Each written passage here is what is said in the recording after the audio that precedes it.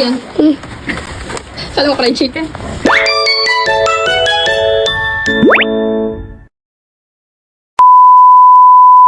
Hello, it's me, your Batangganyang Pilipina. Welcome for another video. At naririto nga kami guys ngayon sa Walter Mart. Namimili lang kami ng kaunti at naghahanap ng tinapay yung nakakapayat nga daw.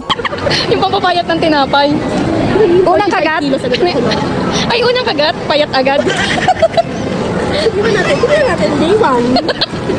Ay, papayat ka talaga kasi yun lang pala yung kinakain mo. Tapos ko. Ano pa naman yung asukal? Thank you, ma'am.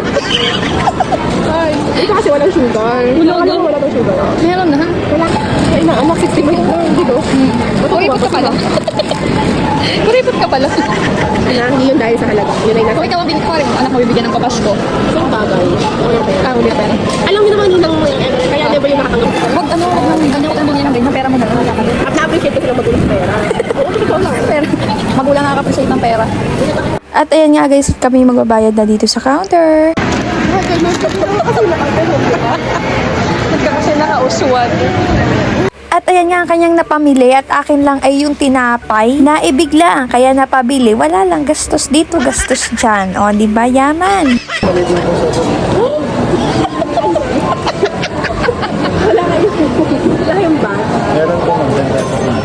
Wala siya ba supot doon? Susupot ko dito.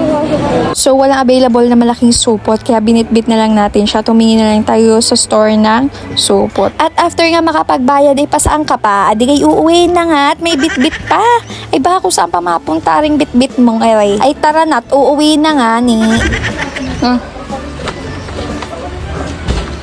Dinararamdaman na ko. Ano? Yan. Nararamdaman ako tinitiro sa mukchon eh. Nararamdaman talaga. Ano yan? Ano yan? Sabi na nga, may nararamdaman ako. O, nilabas eh. Hindi buksyon. Ano yan? Madam, Dahan-dahan. ka! Oh, ilahi! Ano yan? Ang mukha yan. Kala mo fried chicken? Madamot ka! Madamot pa.